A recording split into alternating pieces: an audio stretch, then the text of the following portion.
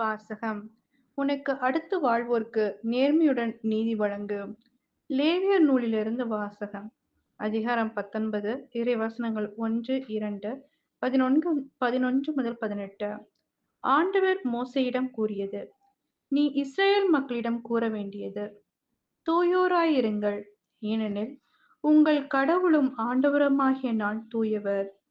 களவு செய்யாமலும், பொய் சொல்லாமலும், ஒருவரை ஒருவர் வஞ்சியாமலும், என் பெயரால் பொய்யாணையிட்டு உங்கள் கடவுளின் பெயருக்கு இழுக்கு ஏற்படுத்தாமலும் இருங்கள்.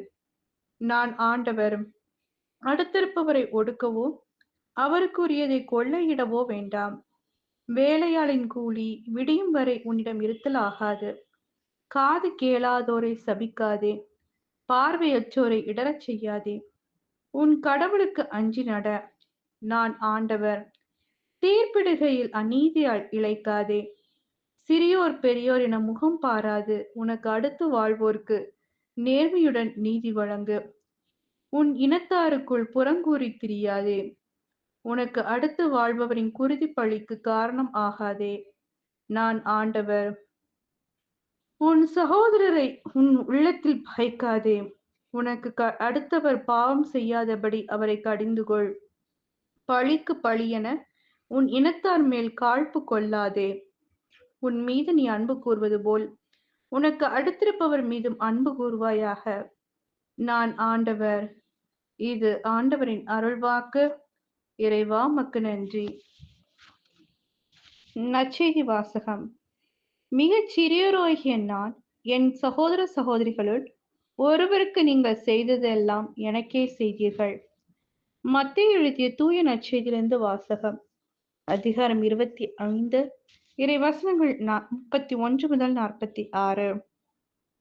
அக்காலத்தில் இயேசு தம் சீடர்களை நோக்கி கூறியது: வானதூதர் அனைவரும் புடைசூழ மானிட மகன் மாட்சியுடன் வரும்போது தம் மாட்சிமிகு அரியணையில் வீற்றிருப்பார்.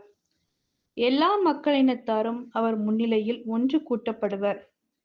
ஒரு ஆயர் செம்மறி ஆடுகளையும் வெள்ளாடுகளையும் வெவ்வேறாக பிரித்து, செம்மறி ஆடுகளை வலப்பக்கத்திலும் வெள்ளாடுகளை இடப்பக்கத்திலும் நிறுத்துவது போல் அம்மக்களை அவர் வெவ்வேறாக பிரித்து நிறுத்துவார். பின்பு அரியணையில் வீற்றிருக்கும் அரசர் தாம் வலப்பக்கத்தில் உள்ளோரை பார்த்து, என் தந்தையிடமிருந்து ஆசி பெற்றவர்களே, வாருங்கள்.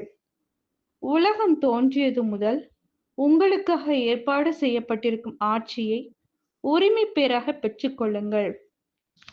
ஏனெனில் நான் பசியாக இருந்தேன், நீங்கள் உணவு கொடுத்தீர்கள். தாகமாயிருந்தேன், என் தாகத்தை தணித்தீர்கள்.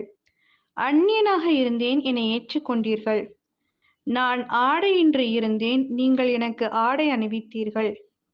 நோயுற்றிருந்தேன், என்னை கவனித்துக் கொண்டீர்கள். சிறையில் இருந்தேன், என்னை தேடி வந்தீர்கள் என்பார். அதற்கு நேர்மையாளர்கள்: ஆண்டவரே, எப்பொழுது உம்மை பசியுள்ளவராக கண்டு உணவளித்தோம், அல்லது தாகமுள்ளவராக கண்டு உமது தாகத்தை தணித்தோம்? எப்போது உம்மை அந்நியராக கண்டு ஏற்றுக்கொண்டோம், அல்லது ஆடை இல்லாதவராக கண்டு ஆடை அணிவித்தோம்? எப்பொழுது நோயற்றவராக அல்லது சிறையில் இருக்க கண்டு உம்மை தேடி வந்தோம் என்று கேட்பார்கள். அதற்கு அரசர்: மிகச் சிறியோராகிய என் சகோதர சகோதரிகளுள் ஒருவருக்கு நீங்கள் என் செய்ததையெல்லாம் எனக்கே செய்தீர்கள் என உறுதியாக உங்களுக்கு சொல்கிறேன் என பதிலளிப்பார். பின்பு இடப்பக்கத்தில் உள்ளோரை பார்த்து, சபிக்கப்பட்டவர்களிடே, என்னிடம் மிகுந்த அகன்று போங்கள். அலகைக்கும் அதன் தூதருக்கும் ஏற்பாடு செய்யப்பட்டிருக்கிற என்றும் அணையாத நெருப்புக்குள் செல்லுங்கள். ஏனெனில் நான் பசியாயிருந்தேன், நீங்கள் எனக்கு உணவு கொடுக்கவில்லை. தாகமாயிருந்தேன், என் தாகத்தை தணிக்கவில்லை. நான் அந்நியனாயிருந்தேன், நீங்கள் என்னை ஏற்றுக்கொள்ளவில்லை. ஆடையின்றி இருந்தேன், நீங்கள் எனக்கு ஆடை அளிக்கவில்லை. நோயுற்றிருந்தேன், சிறையில் இருந்தேன், என்னை கவனித்துக் கொள்ளவில்லை என்பார்.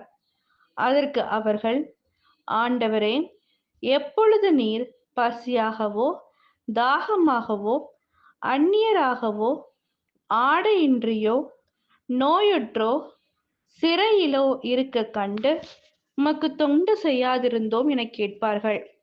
அப்பொழுது அவர், மிகச் சிறியோராகிய இவர்களுள் ஒருவருக்கு நீங்கள் எதையெல்லாம் செய்யவில்லையோ அதை எனக்கும் செய்யவில்லை என உறுதியாக உங்களுக்குச் சொல்கிறேன் என பதிலளிப்பார். இவர்கள் முடிவில்லா தண்டனை அடையவும் நேர்மையாளர்கள் நிலைவாழ்வு பெறவும் செல்வார்கள். இது கிறிஸ்துவின் நற்செய்தி. கிறிஸ்துவே உமக்கு புகழ்.